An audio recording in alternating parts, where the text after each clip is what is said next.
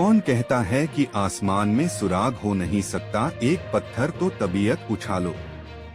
दुष्यंत कुमार की इन पंक्तियों को सही साबित करके दिखाया है रीवा जिले मन्नगवा क्षेत्र बेलवा पैकान गांव के रहने वाले आर्मी के एक्स-मैन विजय बहादुर कुशवाहा ने। वे 26 साल सेना में नौकरी करने के बाद रिटायर हुए। इसके बाद वह गांव जाकर 2 एकड़ जमीन खरीदी और उसमें गेहूं धान की खेती को छोड़कर अलग तरह की फार्मिंग करने का प्लान बनाने लगे। उनकी 2 एकड़ की बगिया में मोहगनी जैसे पौधे लगे हैं जो मूलतः साउथ अफ्रीका में पाए जाते हैं। उसका उपयोग हथियार बनाने के लिए, बंदूक की बोट एवं जल जहाज के बोट बनाने के लिए उपयोग होता है।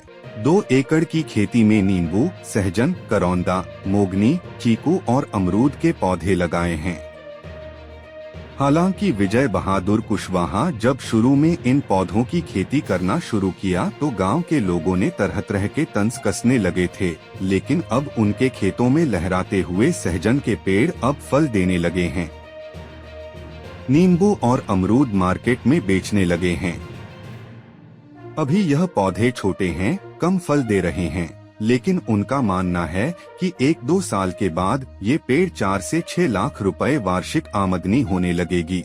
एनबीटी से खास बातचीत करते हुए विजय बहादुर कुशवाहा ने बताया कि सेना रिटायर होने के बाद कुछ अलग करने का विचार मन में आया और हमने 2 एकड़ जमीन खरीदी और उसमें महोगनी के 200 पेड़ लगाए हैं। पेड़ 12 से 13 साल में पूरी तरह तैयार हो जाएंगे। इस पेड़ को पानी बहुत कम लगता है। पेड़ भी सीधा जाता है। जमीन पर छाव भी नहीं लगती है।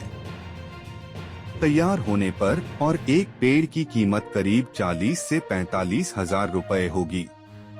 इस पेड़ की लकड़ी का उपयोग हथियार बनाने के लिए, बंदूक की बट, जल जहाज बोट के लिए एवं फर्नीचर के लिए उपयोग होता है। सहजन 40 रुपए से लेकर 70 रुपए प्रति किलो तक बाजार में थोक भाव में व्यापारी खरीदते हैं। नींबू की फसल गर्मी में चलती है।